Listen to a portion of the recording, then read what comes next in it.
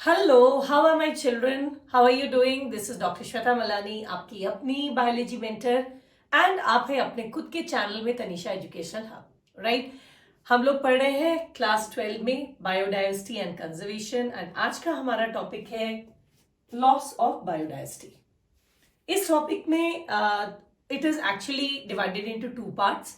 एक में हम पूरा बायोडाइवर्सिटी लॉस का अकाउंट यानी कि स्टैटिस्टिक्स पढ़ेंगे and second why was this loss, मतलब व्हाट कॉज दिस लॉस, ये बायोडाइवर्सिटी लॉस क्यों हुआ। बस ये दो भाग आज हम कंप्लीट करेंगे। So let us first look at the account, मतलब how some of the statistics कि बायोडाइवर्सिटी लॉस कहाँ हुआ है, कितना हुआ है। यहां लिखता है the colonisation of tropical Pacific islands by human beings has led to extinction of more than 2000 species of native birds। 2000 से ज्यादा पैसिफिक आइलैंड्स, आपको पता होगा पैसिफिक ओशन में बहुत सारे ये छोटे छोटे छोटे छोटे आइलैंड्स हैं। शुरू में ये आइलैंड्स अनइनहैबिटेड थे, यहाँ ह्यूमन पॉपुलेशन नहीं रहता था। जैसे जैसे ह्यूमंस जाकर यहाँ कोलोनाइज करना स्टार्ट किए, they started interfering with nature, nature के साथ छेड़छाड़ करना स्टार्ट किए एंड एक्सटिंक्शन स्टार्ट हुआ। ह्यूमन पॉपुलेट करने के बाद करीब 2000 वहां के नेटिव ओरिजिनल वहीं पाए जाने वाले बर्ड्स एक्सटिंक्ट हो गए। IUCN 2004 documents the extinction of 784 species in the last 500 years। IUCN का एक रेड डेटा लिस्ट है। IUCN एक रिकॉर्ड मेंटेन करती है जिसमें बायोडाइवर्सिटी कहाँ कितना है, कहाँ क्या लॉस हो रहा है, इसका पूरा डेटा मेंटेन करती है। उस डेटा को, उस दस्तावेज को, उस डॉक्यूमेंट को हम लोग कहते हैं रेड डेटा लिस्ट, ठीक है? उसको हम लोग कहते हैं रेड लिस्ट, इसको रेड डेटा लिस्ट कहा जाता है। ये जो रेड लिस्ट है उसके हिसाब से लास्ट मात्र 500 साल में 784 स्पीशीज एक्सटिंक्ट हो गए एंड माइंड यू हम तो उसके आधार पर बोलते हैं जितने हमने खोजे। आपको याद होगा रॉबर्ट मे के हिसाब से only 22% of the organisms on this earth have been actually found. अभी हमने केवल उतनों का ही पढ़ाई की है, उसमें इतने का लॉस हो गया है। अभी तो कितने ऐसे स्पीशीज है जिनको अभी हमने खोजा ही नहीं है और उससे पहले ही वो एक्सटिंक्ट हो रहे हैं, अभी उनकी बात तो चल ही नहीं रही। ये 784 में उन्होंने कहा IUCN के हिसाब से 359 इनवर्टिब्रेट्स है, 338 वर्टिब्रेट है, 87 प्लांट्स है। आप पूछोगे मैम क्या ये याद करना जरूरी है? पहले तो मैं कहा करती थी जरूरी नहीं है, आज तक मेडिकल में से आया नहीं है, आज तक बोर्ड में आया नहीं है, बट अभी कंपटीशन को देखते हुए जो कट ऑफ जा रहा है, do not take any risk. NCERT को बिल्कुल भी हल्के में मत लो, तो यहां पर कर लो 500 ईयर्स 784, 7 के बाद 8 उसका आधा 4, 784 स्पीशीज हैव बिकम एक्सटिंक्ट, जिसमें से 3 प्लस ऑल्टरनेट देखोगे तो 3 के बाद 5 एंड देन 9 एक ऑड नंबर आ गया 3 का, यहाँ पर मल्टीपल 359 इनवर्टिब्रेट्स है, यहाँ 338, 9 से कम 8, 338 वर्टिब्रेट है and 87, right? 87 in reverse order 7 8 कैसे याद करोगे तुम खुद से देख लो। मैंने फिर से क्या कहा, 500 स्पीशीज एक्सटिंक्ट हो गए जिसमें से 784 ऑर्गेनिजम्स 500 ईयर्स में एक्सटिंक्ट हुए, जिसमें से 3 प्लस 2 5 एंड 9 इनवर्टिब्रेट है, 338 वर्टिब्रेट है एंड 87 आपके प्लांट के स्पीशीज है, right? Some of the animals that have become extinct, उसका आपको नाम याद करना है। आपको तो सिर्फ नाम याद करना है, आपके इंटरेस्ट के लिए मैंने थोड़ा सा उस पर लिटरेचर डाला है। उसमें से वन है Steller sea cow which was found in Russia, आज के दिन एक्सटिंक्ट हो गया है। स्टेलर सी काउ, इसके नाम में बहुत मतलब छुपा हुआ है। स्टेलर नाम के साइंटिस्ट ने, जॉर्ज स्टेलर ने एक्चुअली 1741 में कहा था, सडनली इसको आइडेंटिफाई करके कहा था, अरे ये हमारे नजर से छूट रहा है, ये एक्सटिंक्शन की कगार पर है। तो उनके नाम पर स्टेलर सी काउ, क्यों? क्योंकि काउस ग्रेज करते हैं एंड ये जो एनिमल है ये पाया जाता है सी में, लेकिन ये सी का जो सबसे बड़ा ग्रास है दैट इज केल्प, आपको पता है केल्प ब्राउन एल्गी होता है, बेरिंग सी में ये पाया जाता है, वहां पर जो ब्राउन एल्गी है उसको ग्रेज करता है। तो एक तरह से ये सी का काउ है, it grazes plants like brown algae like kelp. तो इसका नाम है स्टेलर सी काउ। ये रशिया में पाया जाता था, आज के दिन एक्सटिंक्ट है। इसी का एक छोटा वेराइटी, इसी का छोटा साइज का वेराइटी का नाम है मैनिटी। तो ये मैनिटी का ही हायर वर्जन है, करीब 25 feet long. Can you imagine 25 feet. हम लोग तो मात्र 5.5 फीट है, हमसे 5 गुना बड़ा साइज में था। वेट 10 टन। जब तक 1741 में जॉर्ज स्टेलर जो एक जर्मन नेचुरलिस्ट थे, इन्होंने इसको आइडेंटिफाई किया तो बड़ी बहुत ज्यादा अलार्मिंग सिचुएशन थी। ह्यूमन बीइंग ने इनका खूब ज्यादा हंटिंग किया था, हंटिंग की वजह से इनकी स्पीशीज खत्म हो रही थी, right? Then what he identified it, it was hunted mainly for food, skin, to make boats and oils, etc. 1768 में approximately 30 years after स्टेलर ने इसको आइडेंटिफाई किया, ये एक्सटिंक्ट हो गए, राइट? तो एक ऐसा बायोडाइवर्सिटी का अभी हम लेखा जोखा पढ़ रहे, किसका? लॉस का। कितना लॉस हो चुका है, कितने प्लांट्स, कितने इनवर्टिब्रेट, कितने वर्टिब्रेट ऑलरेडी एक्सटिंक्शन हो गए जो हमारी नजर में है। उसकी कुछ example, one stellar sea cow, उम्मीद है याद रहेगा। सेकेंड डोडो। डोडो एक टर्की के साइज का इतना बड़ा बर्ड है जो मॉरिशियस में आइलैंड्स में ये मॉरिशियस में पाया जाता था, वहां के आइलैंड से ही एक्सटिंक्ट हो गया। ये जो बर्ड है डोडो, काफी फियरलेस बर्ड है क्योंकि उतना बड़ा फ्लाइट नहीं ले सकता। तो ये बर्ड के साथ क्या है, एक आइलैंड में रहता था जहां पहले ह्यूमन इनहैबिटेशन था नहीं। तो इस बर्ड ने बहुत सारे जिसको आपकी लैंग्वेज में कहे बिंदास रहने के एटीट्यूड्स डेवलप कर लिए थे। जैसे ग्राउंड में eggs, she would keep the eggs on the ground, क्योंकि बोला ना तब तक ह्यूमन ने इनहैबिट नहीं किया था, तो वो डर नहीं था कि कोई एग्स को डिस्ट्रॉय कर देगा। काफी फियरलेस बर्ड थी। हाँ, ये जो बर्ड है, जब ह्यूमन बीइंग्स ने मॉरिशस आइलैंड को 1950 में इन्वेड किया, तो फियरलेस होने की वजह से ऐसा नहीं कि छुप के रहती थी, she was open in the market, like human beings को काफी दिख रही थी, तो लोगों ने इसका शिकार करना स्टार्ट कर दिया। तो डिस्पाइट द टर्की साइज, इसकी टर्की के साइज का है, ठीक है। इसके बहुत सारे हैबिट स्मॉलर बर्ड्स जैसे डव्स एंड पिजन्स जैसे हैं। ये ट्रॉपिकल फॉरेस्ट और टाइनी आइलैंड ऑफ मॉरिशियस में जो इंडियन ओशन में है वहां पे रहता था, ठीक like the neighbouring islands of Madagascar, Mauritius भी बना था अफ्रीकन कॉन्टिनेंट के टूटने से, और जिसकी वजह से हर आइलैंड में अपना एक इंडिजिनस एनिमल स्पीशीज डेवलप कर गया। डोडो लार्ज साइज बर्ड था, अडेप्टेड था टू ग्राउंड लिविंग प्रीडेटर्स। अच्छा, इसके एंड ये काफी अनयूजुअल बिहेव करती थी। It was despite having wings they were unable to fly, so they were very small and weak to support the rounded body. इसके wings काफी small है, आप देखिए इतना बड़ा बॉडी को सपोर्ट करने के हिसाब से विंग्स बहुत छोटे हैं, तो ये फ्लाई नहीं कर सकती। एनीवेज, ये तो मैंने जस्ट डोडो का डिस्क्रिप्शन दिया है, जरूरी नहीं आप जाने। जैसे यूरोपियन इन्वेडर्स मॉरिशियस में आए, ठीक है, इसके फ्लाइटलेस हैबिट, ग्राउंड में एग्स लेने की हैबिट एंड फ्राइटलेस, बिना डर वाला ह्यूमन पॉपुलेशन के बीच में आ जाना हैबिट की वजह से इसकी ओवर हंटिंग हुई और आज ये एक्सटिंक्ट हो गया।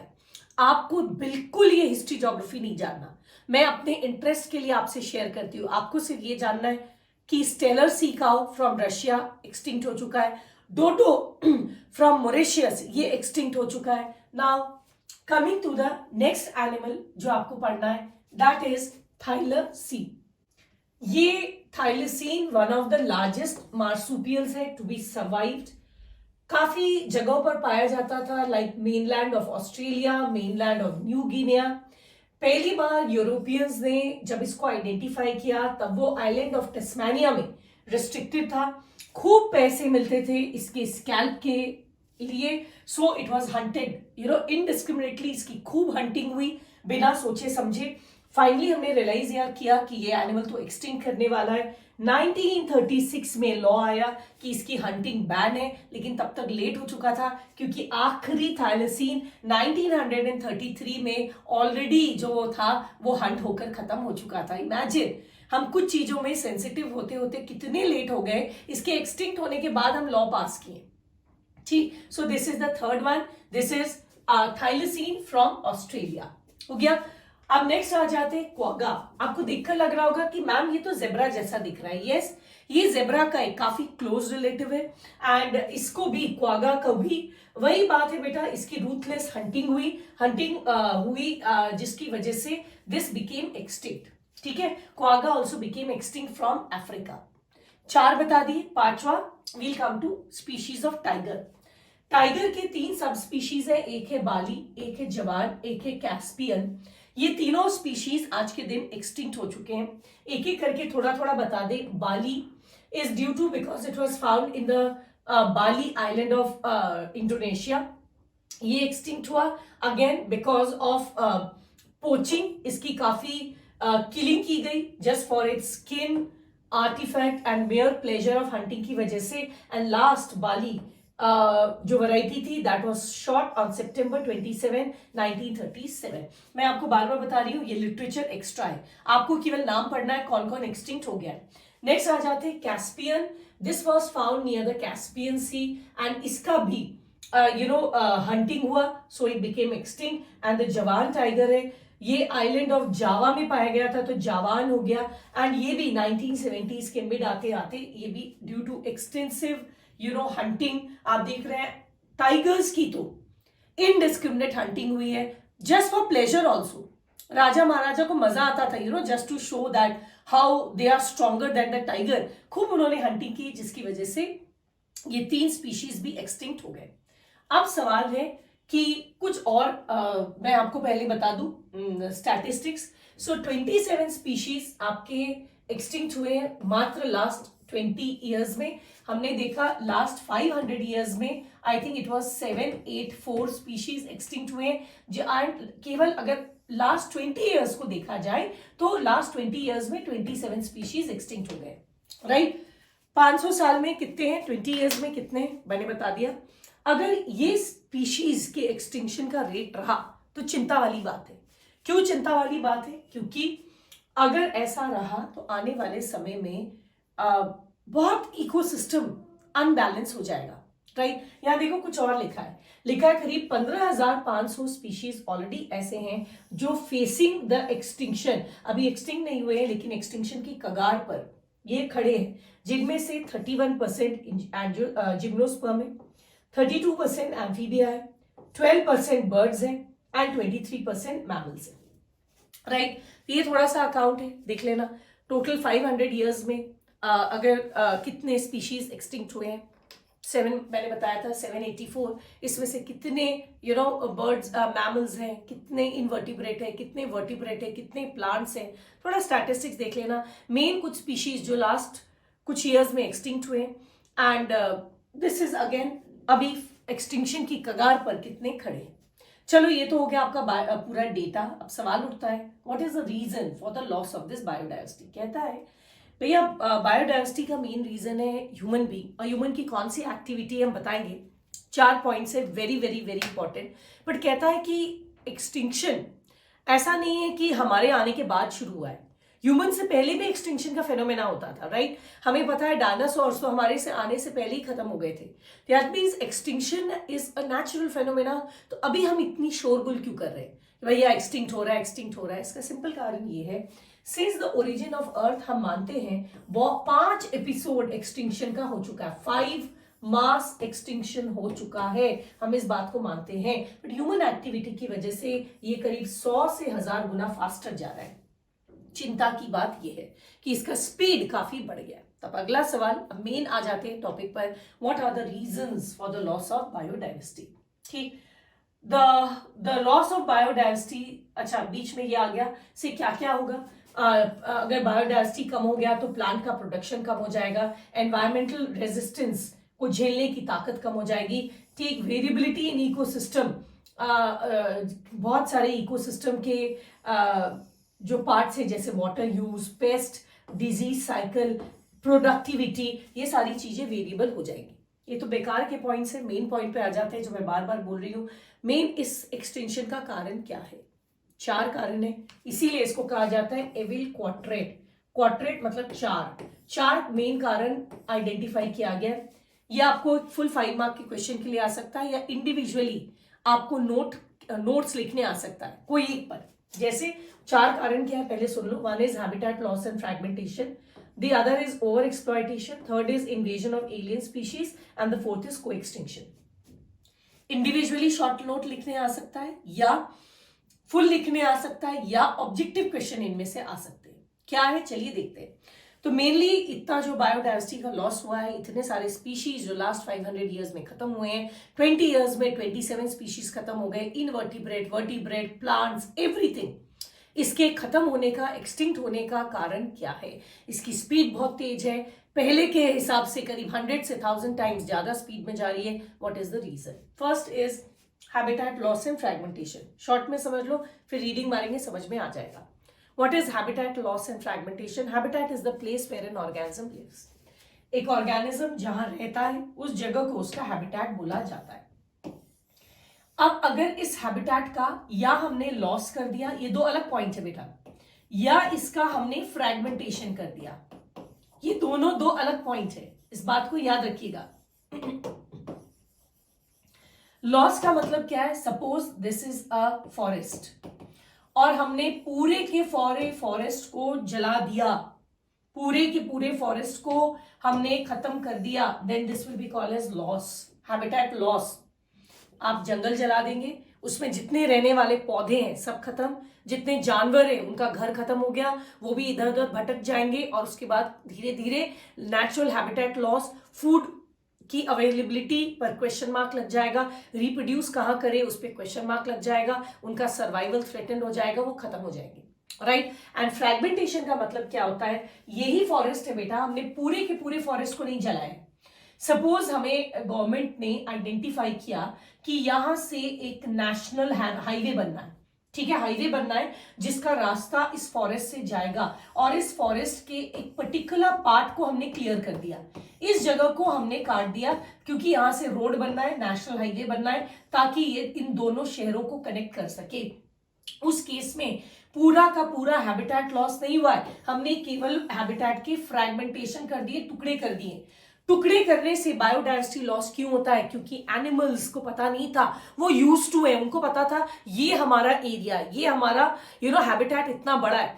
पर्टिकुलरली फ्रैगमेंटेशन में वैसे एनिमल्स जो बड़ा एरिया कवर करते हैं उनके लिए बहुत मुश्किल हो जाती है, लाइक टाइगर्स। टाइगर को तो पता है वो यहां से अपना चलना शुरू करेगा, एंड मे बी वो आपका आराम से यहां खोजते फिर वो यहां आएगा, ठीक है, वो पूरे जंगल में घूमता है। सडनली वो यहां पर आया, उसने देखा अरे यहाँ तो जंगल खत्म हो गया, यहाँ तो रोड आ गया, वो भटक जाएगा। इस पार्ट ऑफ जंगल में जाने की जगह, यहां जाने की जगह, या वापस आने की जगह ये पता चलेगा गांव की तरफ चला गया। ऐसे ही होता है।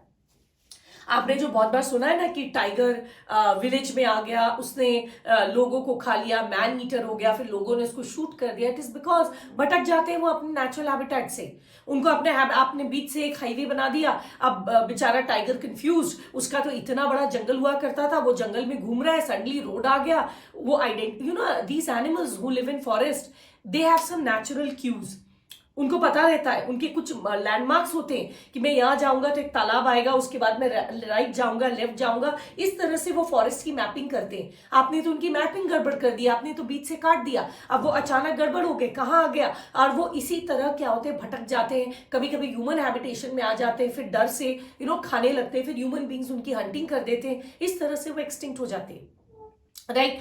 तो हैबिटेट्स हमने इंडस्ट्रियलाइजेशन के नाम पर बहुत सारे जंगल्स को, बहुत सारे पॉन्ड्स को हमने भर दिया ना प्लेन करने के लिए, इस तरह से हमने हैबिटेट कब्जा कर लिया, तो वहां रहने वाले प्लांट्स एंड एनिमल्स धीरे धीरे एक्सटिंक्ट होने लगे या फ्रैगमेंट कर दिया। ये हमारा एक मेजर रीजन है। दोनों का एग्जाम्पल अलग अलग है।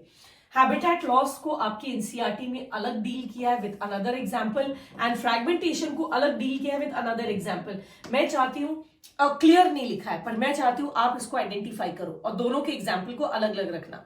पहले आ जाते हैं, it is the most important primary cause for extinction. सबसे बड़ा काम एक्सटिंक्शन की का वजह यही है, द ट्रॉपिकल रेन फॉरेस्ट। ये जो ट्रॉपिक्स में इतने घने रेन फॉरेस्ट थे, इनिशियली ये 14% ऑफ द लैंड सरफेस को घेरे हुए थे। Can you imagine, 14% land surface से ये घटकर आज के दिन ओनली 6% है। हमने इतने जंगल को जला दिया, काट दिया, हटा दिया, ग्रेजिंग, अपने जानवरों को ग्रेज करने के लिए, इंडस्ट्रीज बैठाने के लिए। This statistics you will learn. 14% से अभी कितना परसेंट आ गया बेटा? 6% आ गया है द फॉरेस्ट एरिया कवर। कहां का? Tropical rain forest. कहां का? Tropical rain forest. कहां से कहां आ गया?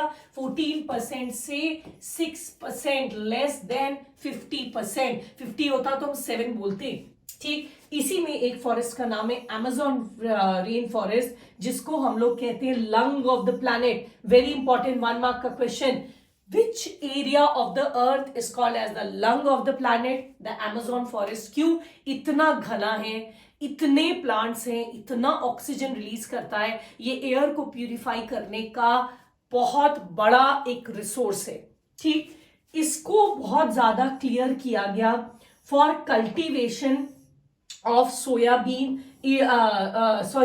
cultivation of soybean 1 and conversion into grassland for raising of the cattle। ये 2 पॉइंट से बेटा हर पॉइंट को ध्यान रखना है, हर पॉइंट को अच्छे से समझना है। समझ में आ रहा है?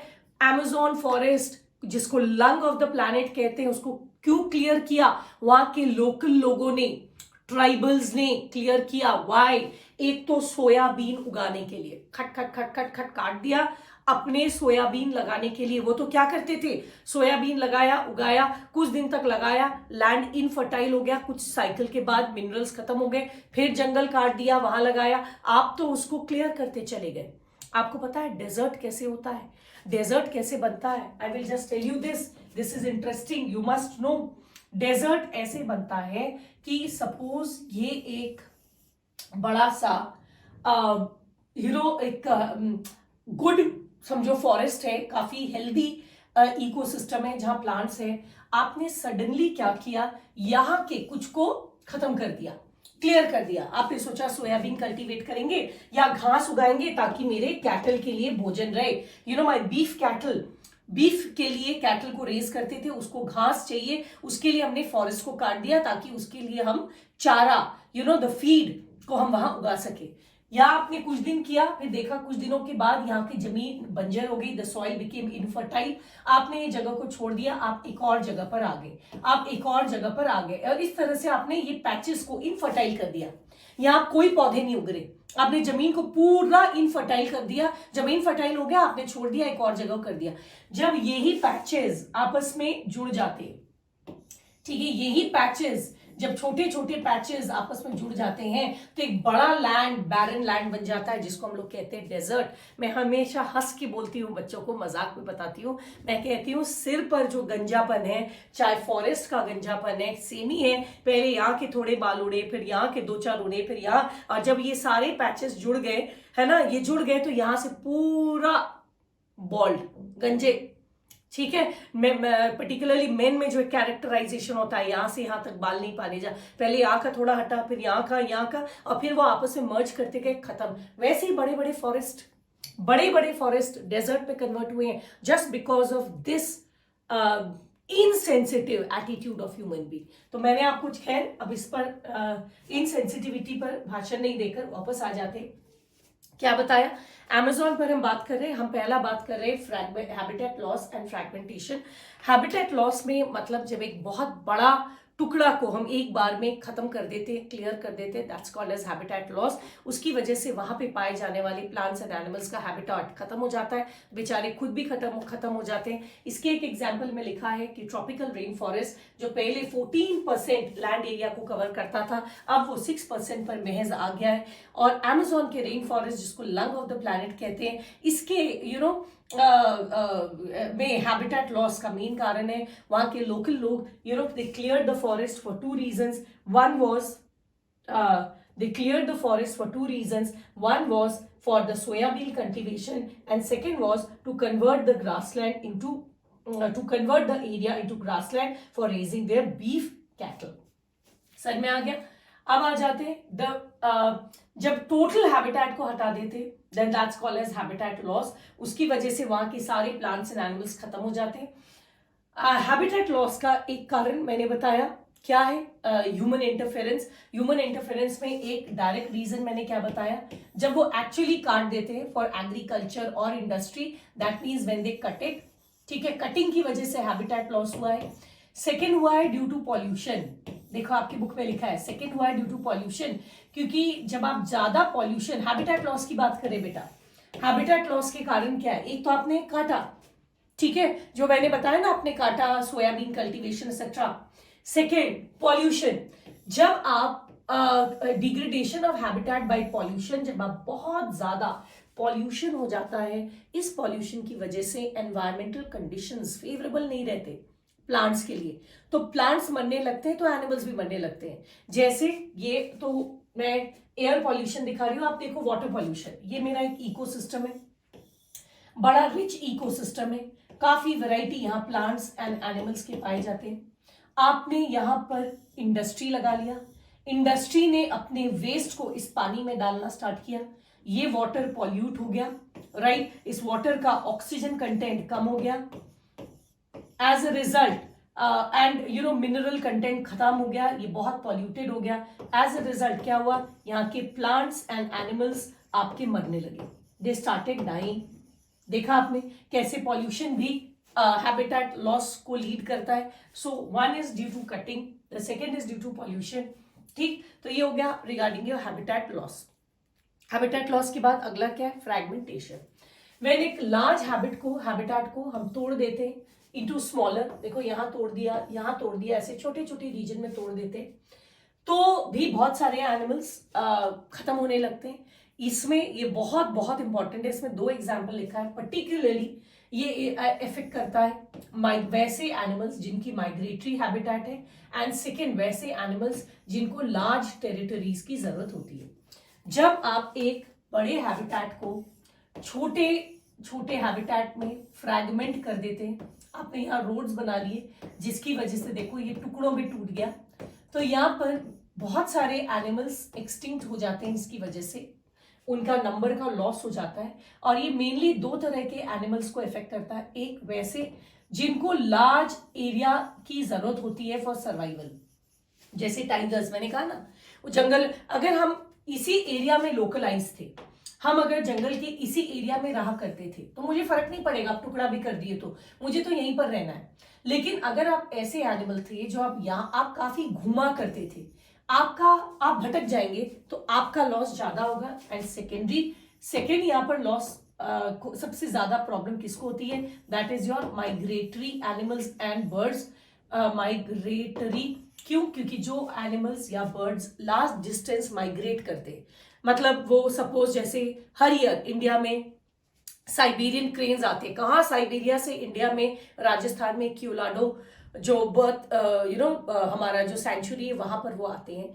तो इतना लंबा रास्ता कैसे तय कर लेते, तो उनके लैंडमार्क्स होते हैं, कितने किलोमीटर के बाद एक फॉरेस्ट आएगा बड़ा सा, फिर उसके बाद एक ओशन आएगा, ऐसे लैंडमार्क्स. अब आपने बड़े फॉरेस्ट को काट दिया और छोटे फॉरेस्ट में डिवाइड कर दिया, बर्ड कंफ्यूज कर जाएगा, और उसके क्यूज आपने एनवायरमेंटल जो हिंट्स थे वो आपने डिस्ट्रॉय कर दिए, वो रास्ता भटक जाएगा, इंडिया जाने की जगह वो किसी और कंट्री में चला जाएगा जहां कंडीशंस फेवरेबल नहीं है, और वो वहां मर जाएगा, वो कभी अपने देश वापस लौट नहीं पाएगा, राइट. तो जब आप फ्रैगमेंटेशन करते हैं तो मेनली 2 तरह के एनिमल्स ज्यादा इफेक्टेड होते हैं. ये क्वेश्चन आता है, 1 वैसे जिनको लार्ज एरिया की जरूरत है, एंड सेकेंड जो माइग्रेटरी हैबिट के होते हैं. इसके साथ the first reason for the loss of क्या बोलते हैं biodiversity, that is fragmentation and habitat loss complete हो गया. मैं एक बार क्विकली बता दूं, हैबिटेट लॉस मीन्स जब आप पूरा हैबिटेट खत्म कर देते हैं. हैबिटेट लॉस का कारण आपको मेनली 2 बताया गया है, 1 because of the cutting of the और destruction of the habitat, and second pollution. इसके एग्जाम्पल में है अमेजॉन रेन फॉरेस्ट. ये इन जनरल ट्रॉपिकल फॉरेस्ट 14% से 6% में आ गए. अमेजॉन रेन फॉरेस्ट के साथ सबसे ज्यादा डिस्ट्रक्शन का काम चला है, एंड Amazon रेन फॉरेस्ट में क्लियरेंस हुआ है mainly because of soybean cultivation and raising grass to feed their beef cattle, right. जब एक बड़े हैबिटेट को छोटे टुकड़े में काटते हैं उसको कहते हैं फ्रैगमेंटेशन। इसमें मेनली दो कैटेगरी के एनिमल्स ज्यादा अफेक्टेड होते हैं, one which require larger area and second the migratory animals. Next आ जाते हैं ओवर एक्सप्लॉयटेशन, ठीक है। सेकेंड कारण is over exploitation. Over exploitation का मतलब क्या है, जब आप किसी एनिमल का ज्यादा, प्लांट का ज्यादा शिकार करते हैं, आप ज्यादा पेड़ काट रहे हैं, उतने उगा नहीं रहे, आप उतने ज्यादा एनिमल्स को मार दे रहे हैं, लेकिन उसकी रिप्रोडक्टिव कैपेबिलिटी से ज्यादा, वो जितने रिप्रोड्यूस नहीं कर पा रहे उससे ज्यादा को आप मार दे रहे, दैट इज ओवर एक्सप्लॉयटेशन, ठीक। दिस इज की वजह से भी बहुत सारे एनिमल्स एक्सटिंक्ट हुए हैं, ओवर एक्सप्लॉयटेड बाय मैन। इसका एक example again stellar sea cow. Stellar sea cow को हमने ओवर हंटिंग करके खत्म कर दिया। मैनिटी उसी का जो एक क्लोजर रिलेटिव है, अब ये भी कम से कम it is also on the verge of extinction, ठीक है। उसके बाद सेकेंड एग्जाम्पल लिखा है पैसेंजर पिजन, पैसेंजर पिजन। और तीसरा लिखा है आपका मेनी मराइन फिशेज। मैंने ऐसे ब्लॉब फिश अपने इंटरेस्ट से डाला, ये आपके एनसीईआरटी में है नहीं। ये कुछ एनिमल्स हैं जो एक्सटिंक्ट हो चुके हैं just because of over exploitation. याद रखना, यहाँ दो एग्जाम्पल है, एक है स्टेलर सीका जो आप पढ़ चुके हैं, सेकेंड है passenger pigeon and third many marine fishes. They have actually many marine में, जैसे मैंने यहाँ पे एक मैनिटी डाल दिया है, बहुत सारे एक्सटिंक्ट हो चुके हैं। Is that clear? तो ओवर एक्सप्लॉयटेशन तो काफी इजी पॉइंट था। थर्ड पॉइंट है इन्वेजन ऑफ एलियन स्पीशीज। आपको पहले ही पढ़ा चुके हैं, अगर किसी हैबिटेट में आप किसी एलियन स्पीशीज को ले आते हैं, जैसे ये मेरा एक पॉन्ड है, इस पॉन्ड में ऑलरेडी यहाँ के नेटिव फिश रहते, आपने यहाँ पर एक एलियन फिश ले आए, बाहर से एक फिश ले आया, आपको लगा नहीं पिसिकल्चर। पिसिकल्चर क्या होता है बेटा? Culturing of fish for commercial purpose, इसको कहते हैं पिसिकल्चर। आपको लगा नहीं इस फिश में मीट ज्यादा है, इसका प्रोटीन ज्यादा है, न्यूट्रिशन ज्यादा है, आप इसको विदेश से, अदर कंट्री से यहां ले आए। प्रॉब्लम क्या है? ये डज नॉट हैव, इसका नेचुरल प्रीडेटर नहीं है, मैं पहले भी बता चुकी हूं, ठीक। नेचुरल प्रीडेटर नहीं है और ये ज्यादा एफिशिएंट है तभी ना अप्लाई है। तो अगर इसका नेचुरल प्रीडेटर नहीं है और ये ज्यादा एफिशिएंट है, CIENT, ठीक, तो ऑब्वियसली ये ज्यादा रिप्रोड्यूस करेगा।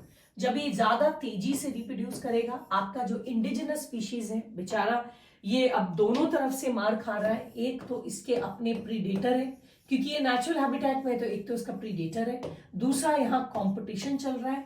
इन दोनों का प्रेशर ये झेल नहीं पाया, कॉम्पिटिशन है, जिन दोनों का ये प्रेशर झेल नहीं पाया और इवेंचुअली एक्सटिंक्ट हो गया, राइट। बहुत सारे एनिमल्स के एक्सटिंक्शन का कारण है आपने लालच से एलियन स्पीशीज यहां इंट्रोड्यूस कर दिया, ये सोचकर कि एलियन स्पीशीज लाए हैं तो मेरी प्रोडक्टिविटी बढ़ेगी, लेकिन इससे हमारा इंडिजिनस स्पीशीज ये आपका खत्म हो गया। 3-4 एग्जाम्पल है, 3 मार्क का क्वेश्चन है, 1 मार्क का भी क्वेश्चन इससे आता है। आप इसको इस चैप्टर का एक very very very important topic मान सकते हैं। It's a very very very important topic. Alien species क्यों क्या इन्वेजिव, इन्वेजिव का मतलब बहुत फास्ट रिप्रोड्यूस करते हैं, इसकी वजह से ये कंपीट करते हैं नेटिव वहां के ओरिजिनल स्पीशीज से और उनको एक्सटिंक्शन की कगार पर धकेल देते हैं। क्यों? एक फ्यू एग्जाम्पल्स हैं। पहला एग्जाम्पल यहां है नाइल पर्च। जब नाइल पर्च, ये देखो फिश है, ये फिश का नाम है नाइल पर्च, जब इसको इंट्रोड्यूस किया गया लेक विक्टोरिया जो ईस्ट अफ्रीका में पाया जाता है, look at this, this is lake Victoria है। ये कहां पे पाया जाता है? अभी मैंने बताया आपको ईस्ट अफ्रीका में। जब इस फिश को, जिसका नाम है नाइल पर्च, को डाला गया तो वहां के जो लोकल फिश है, राइट, जिसका नाम है चिकलिड, इसकी सारी वैरायटी खत्म हो गई। तो ये एग्जाम्पल याद कर लेना। The Nile perch was introduced into the lake of Victoria as a food fish. इसको डाला गया कि इसको हम कल्चर करेंगे एंड खाएंगे, पर ये तो वहां की बहुत सारी नेटिव स्पीशीज के एक्सटिंक्शन का कारण बन गया। I hope you got the first example correct. क्या बताएं? फिश का नाम क्या बताएं? Nile perch. कहां पर? Lake Victoria. कहां पर? East Africa. किसको एक्सटिंक्ट किया? चिकलेट फिश को। अल्टीमेटली ये स्टैटिस्टिक्स ही आपको काम आना है। सेकेंड एग्जाम्पल में इंट्रोडक्शन ऑफ अफ्रीकन कैटफिश। आपको पता है मांगूर, आप सबको पता है क्लैरियस गैरीपाइनस, ठीक है, इसको हमने डाला किसको? क्लैरियस गैरीपाइनस को, ठीक। इसकी वजह से जो वहां का इंडिजिनस कैटफिश था क्लैरियस बेट्रैकस, ये खत्म हो गया, अगेन बिकॉज ऑफ वही कंपटीशन एंड प्रिडेशन प्रेशर, ठीक है। तो सेकेंड एग्जांपल याद कर लेना, अफ्रीकन कैटफिश को जब एक्वाकल्चर यानी कि फिश कल्चर के लिए हमने पॉन्ड्स में डाला तो हमारी लोकल वैरायटी जो है क्लैरियस बेट्रैकस वो खत्म हो गई। गैरीपाइनस को डाला तो बेट्रैकस खत्म हो गई। This is the second example.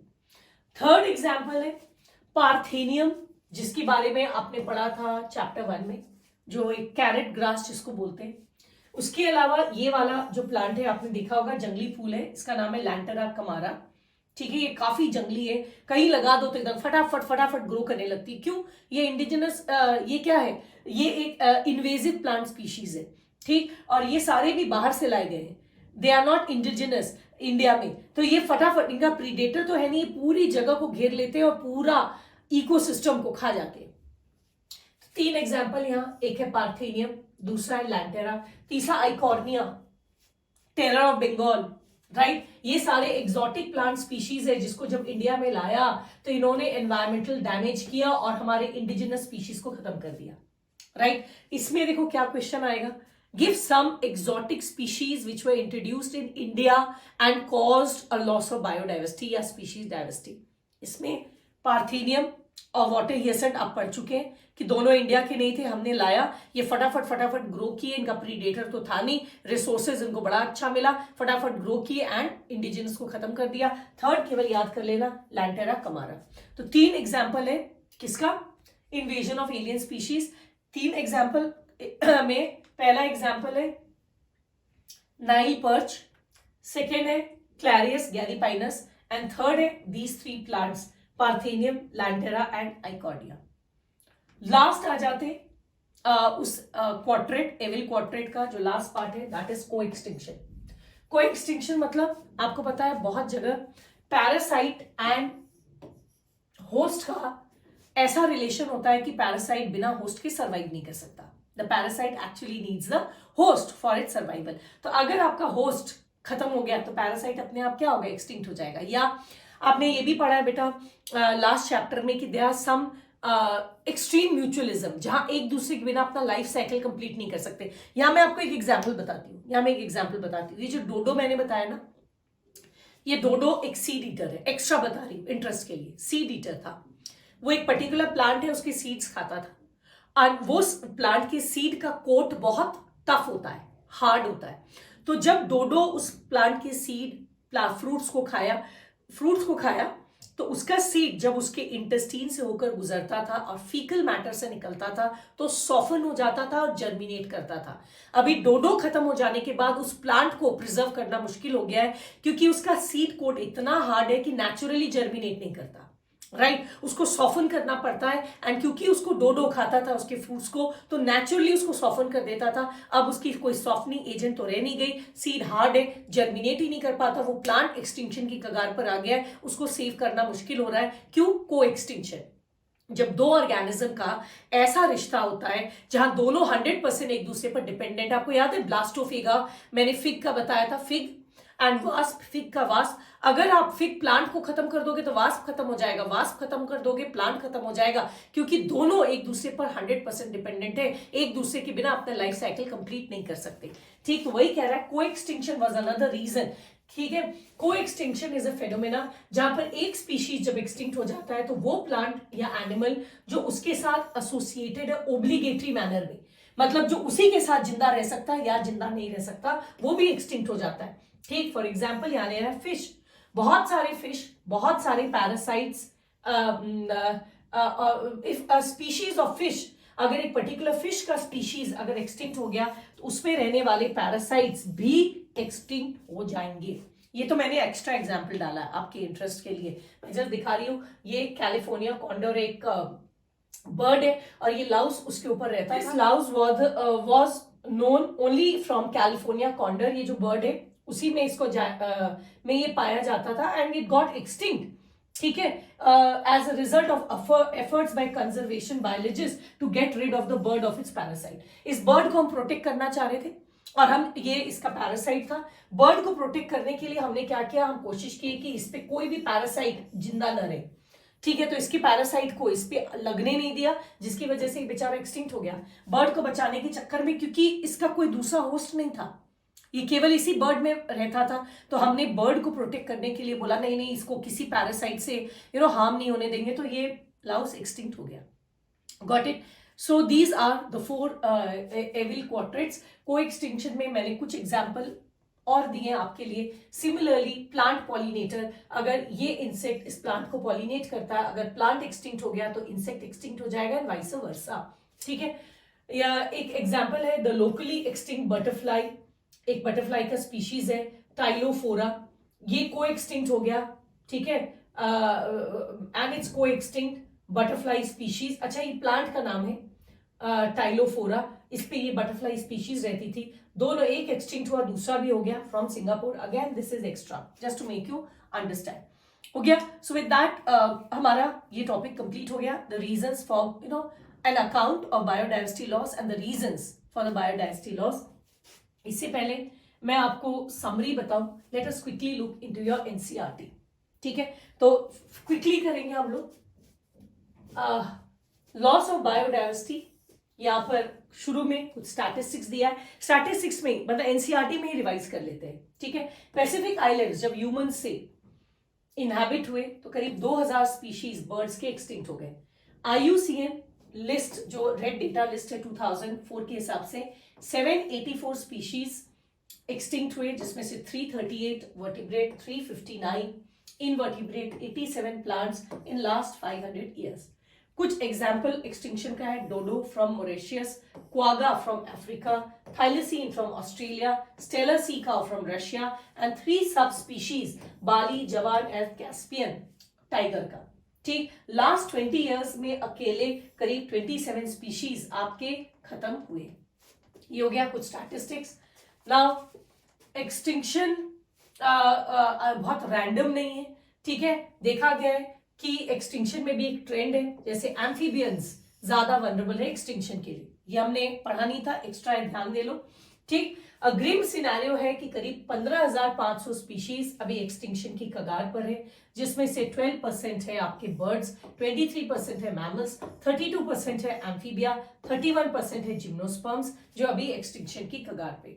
आप अगर यहाँ देखोगे एम्फीबिया का स्टैटिस्टिक सबसे हायर है, क्योंकि एम्फीबिया सबसे ज्यादा वनरेबल है to extinction. From a study of history of life कहते हैं कि ऐसा नहीं है, फॉसिल रिकॉर्ड्स भी बताते हैं ऐसा नहीं है कि एक्सटिंक्शन कोई नई चीज है, पहले भी हुआ है। During the long period 3 billion years में कम से कम 5 मास एक्सटिंक्शंस हो चुके हैं, लेकिन चिंता की बात यह है कि जो 6th एक्सटिंक्शन जो अभी प्रोग्रेस में है, इसका रेट 100 to 1000 टाइम्स ज्यादा है, because of our activities, human activities की वजह से, राइट। अब ये बायोडाइवर्सिटी लॉस क्यों हो रहा है, इंसान की कौन सी एक्टिविटी की वजह से हो रहा है मेनली? अच्छा, अगर लॉस होगा तो क्या क्या होगा, तो मैंने दिखाया था decline in plant production, lowered resistance, ठीक है, and increase variability to certain ecosystem processes, ये हमने देखा था। अब कॉज क्या है इसका? कॉज है मेनली 4 कारण की वजह से, जिसको हम एविल क्वाड्रेट कहते हैं, ठीक है। एंड ये पहला है हैबिटेट लॉस एंड फ्रैगमेंटेशन, ये सबसे इंपॉर्टेंट है, मैंने बताया था। 14% से अभी आपका 6% पर आ गया है tropical rain forest. Habitat loss में सबसे जो आपको एग्जाम्पल पढ़ना है वो पढ़ना है अमेजॉन रेन फॉरेस्ट, जिसको लंग ऑफ द प्लैनेट कहते हैं। ये खत्म हुआ है mainly because of cultivation of soybean और for conversion of grassland for raising the beef cattle. 2 point है बिसाइड्स टोटल लॉस, ठीक है। कभी कभी हम लोग क्या करते हैं, स्मॉल फ्रैगमेंट्स में तोड़ देते हैं, तब इसको कहते हैं फ्रैगमेंटेशन। फ्रैगमेंटेशन में नॉर्मली कौन ज्यादा अफेक्टेड होते हैं? वैसे बर्ड्स एंड मैमल्स जिनको लार्ज टेरिटरी की जरूरत होती है, या वैसे एनिमल्स जो माइग्रेटरी हैबिट्स के होते हैं, हो गया। Next is over exploitation. Man ने अपने नीड को जब ग्रीड में कन्वर्ट कर दिया, उस स्टेज को हम कहते हैं ओवर एक्सप्लॉयटेशन। ओवर एक्सप्लॉयटेशन की वजह से 500 पिछले 500 साल में आपने देखा है बहुत स्पीशीज एक्सटिंक्ट हुए, 784, जिसका कुछ एग्जांपल है स्टेलर सीका और पैसेंजर पिजन। स्टेलर सीका और पहले भी पढ़ चुके हैं, अब पैसेंजर पिजन ऐड हो गया। नेक्स्ट है एलियन स्पीशीज इन्वेजन। जब हमने एलियन स्पीशीज को इंट्रोड्यूस किया, 3 एग्जाम्पल है। पहला Nile perch into Lake Victoria in East Africa, जिसकी वजह से आपका 200 स्पीशीज चिकलेट का लोकल जो लेक में रहता था एक्सटिंक्ट हो गया। सेकेंड यहां पर है एक ये बता दिया। सेकेंड इज दिस वन, मैंने आपको सेकेंड में ये बताया था, अफ्रीकन कैटफिश क्लैरियस गैरीपाइनस को जब हमने इंडिजिनस कैटफिश को इन्होंने रिप्लेस कर दिया फ्रॉम आर रिवर्स इंडिया में। इंडिजिनस का वैरायटी का नाम आपके एनसीईआरटी में नहीं है, मैंने आपको दे दिया था बट्रैकस। थर्ड, जब आपने इन्वेजिव वीड्स जैसे carrot grass, parthenium that is lantana and water hyacinth को इंडिया में किया। तो यहाँ पर ये तीसरा है। तीसरे ये दोनों इंडियन सिनेरियो है और ये आपका वर्ल्ड का है। नेक्स्ट आ जाओ को एक्सटिंक्शन। जब आपका एक एक्सटिंक्ट हुआ तो दूसरा खत्म हो गया। बहुत सारे फिश के स्पीशीज खत्म हो गए, प्लांट पॉलिनेटर स्पीशीज खत्म हो गए, ठीक है, बिकॉज ऑफ दिस रीजन। तो with that the reasons for loss of biodiversity खत्म हो गया। अब आएगा then why should we conserve it and how should we conserve it. यही 2 टॉपिक आपका बचा है। So with that we come to an end of today's lecture, जहां पर हमने बायोडाइवर्सिटी का जो लॉस है उसका अकाउंट देखा and the reasons for the loss of biodiversity देखा। I hope like the previous lectures ये भी आपको समझ में आया। फटाफट याद कर लो। Please do not take the statistics too lightly. अब कंपटीशन जैसा बढ़ गया है, याद कर लेना। एंड जैसा मैं हमेशा लास्ट में कहती हूँ, do like, comment, share, subscribe and ज्यादा वक्त नहीं लूंगी। पढ़ने का जुनून मत जाने देना, खूब अच्छे से पढ़ना। हमने जब सोच लिया है तो हम मेडिकल निकालेंगे। इन blessings के साथ, I'm ending my today's lecture with a promise to teach you ahead tomorrow. Till then, good luck and goodbye.